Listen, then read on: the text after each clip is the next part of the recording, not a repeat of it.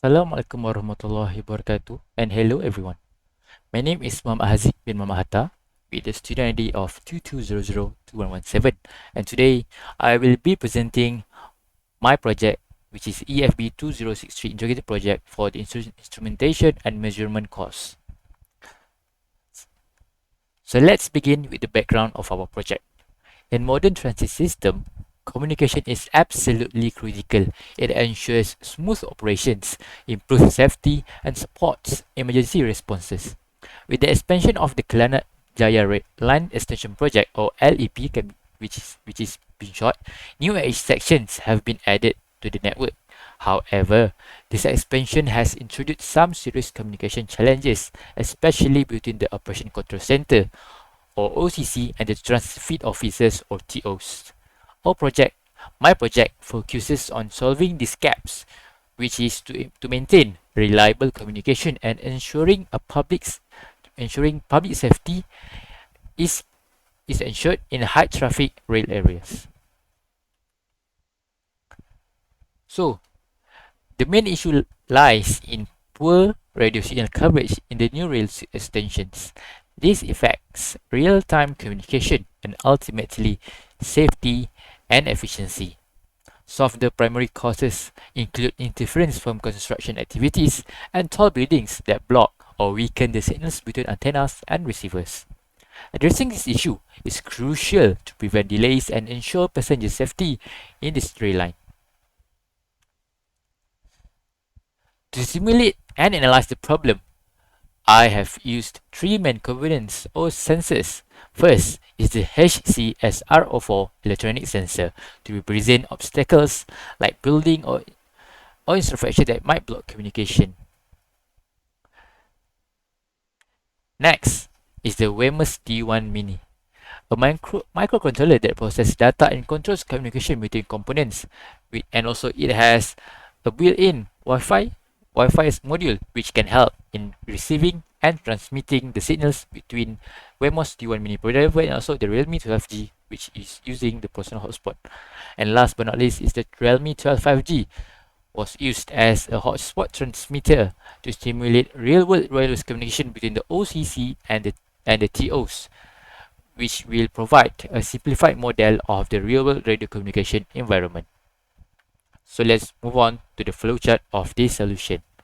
So this flowchart summarizes how our simulation works from the detection of obstacles to signal processing and transmission. It models how data flows between components and replicates real-time communication interruptions caused by external interference. Let's take a quick look into the coding system. Here is a brief look at the coding we used to bring the system together. It involves ultrasonic readings, signal processing, and simulated wireless communication. This program helps monitor when and how interference occurs in communication. It also helps in sending the system output in a website which can help the TOs and also the OCCs to communicate between each other in a group way. Next, let's take a look at the rough connection of this project. This slide shows our connection setup, my connection setup, which is on the left is the transmitter and on the right is the receiver. This layout helps us visualize how signal strengths can be impacted by obstacles or placement, just like in real-life systems. So, what are the solutions and recommendations that can be made based on our project? So, based on our simulation and findings, and also here are some of our recommendations that we can give or we can do, which is first is install antennas at station with fewer tall buildings nearby.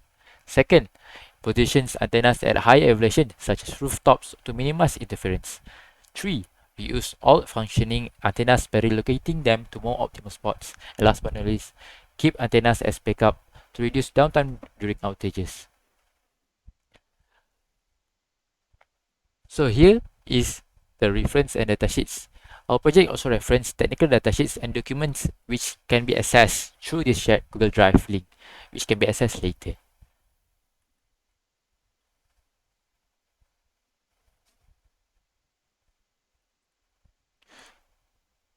At this point, we would like to move on to a live demonstration to show how the simulation works in real time, which will help you guys, or you will help you in visualize the communication interference and solutions that we have created.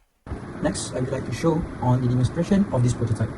So basically, this is the HCSR4, which is the ultrasonic sensor, and this is the Wemos D1 Mini Pro, which will act as our microcontroller for signal processing and also logic control. Inside this Wemos D1 Mini Pro, there's a Wi-Fi module which is connected to this hotspot. As you can see, the connection management. It said that ESP606C01 is actually the Wi-Fi module of the name of the Wi-Fi module inside this Wemos. So it had been connected. Next, and how to make sure that it has been connected can also be shown on the output of my serial monitor, which is the Arduino serial monitor. It is said that connected to Wi-Fi, which is been shown at the start of the coding that have been run. They also show the Wemos IP address, which is the Wi-Fi of my hotspot, which is 192.168.510.126, and it shows that the web server of this output has been started. I will show to you on the web server output later. So let me show how this works. Basically, when there's an object which is close or either far, this ultrasonic sensor will detect, which is because this ultrasonic sensor will act as the detector of the distance between the sensor and also the obstacle or all the structures that instructing the signal strength. So for example, right now, distance between this ultrasonic sensor to anything is actually about 44 centimeter. And look, when I put my hand at the front of the ultrasonic sensor, the distances will decrease because my hand is actually close to the ultrasonic sensor. And when I make it closer, it will change according to the distance. And when I show it further a bit, 22 centimeter, and when I remove it, it will calculate maybe the farthest of the signal strength, which is the signal that the ultrasonic sensor, which is flashing the ultrasonic sensor and get it back, which is how basically the ultrasonic sensor works. And next, I will show on how we calculate this Wi-Fi signal strength.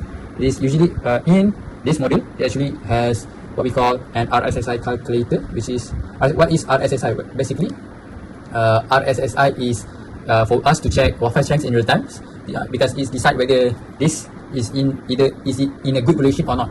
So it will automatically change behavior based on a signal if it's strong or not. So right now, you can see the hotspots or the device, the hotspot is actually near the signal, and there's no things that are obstructing the signals between these two. And as shown, the signal strength is actually excellent signal. So there's no obstruction or interference of structures between these signals. And this is the web server that I have shown. So let me refresh it a bit. So in this web server, we actually show the Wi-Fi signal strength, RSSI, and total distance of the ultrasonic sensor. So how do we access this website? Is actually we just search the value of the IP address that have been shown at the early of the coding when it started. So that's basically it. So when we search the IP address, it will show the sensor data, which is Wi-Fi signal strength based on the RSSI, also the total distance between the ultrasonic sensor and also the structures.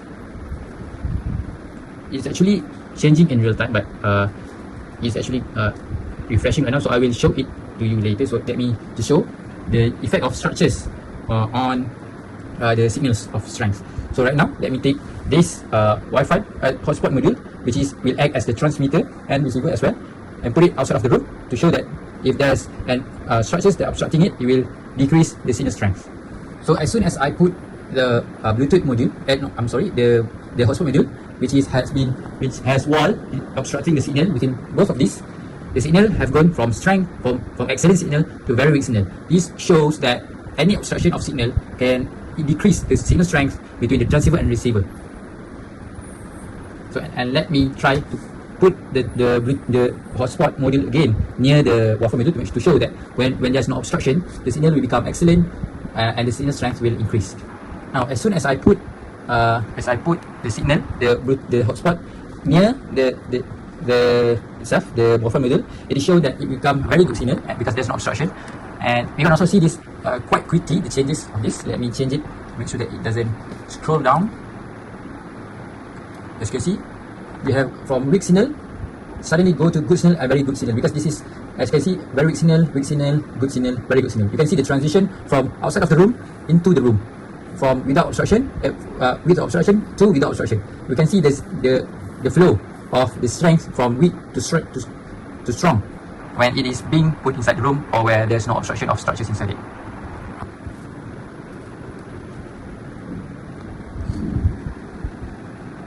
So back on this, as you can see, as I have been refreshed, so we said loading a bit to make sure that we can obtain the value. We must wait a little bit so that we can receive the value from the Wi-Fi module. As you can see, we've got the distance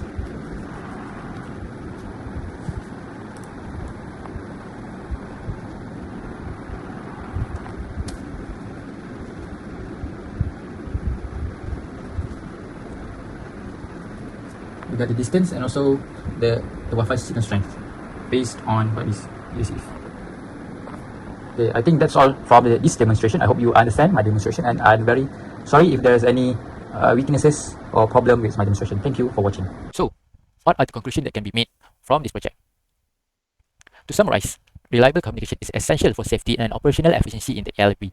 Interference from structures is a real issue, but by simulating the problem, we've seen that better antenna placement and strategic reuse of equipment can improve coverage and communication quality due to the difference between the signals and also the structures. By doing this, it will help support a safer and more efficient system, which can help in getting a more efficient and safer rail line. So that's all from us. That's all from me. Thank you for listening and watching.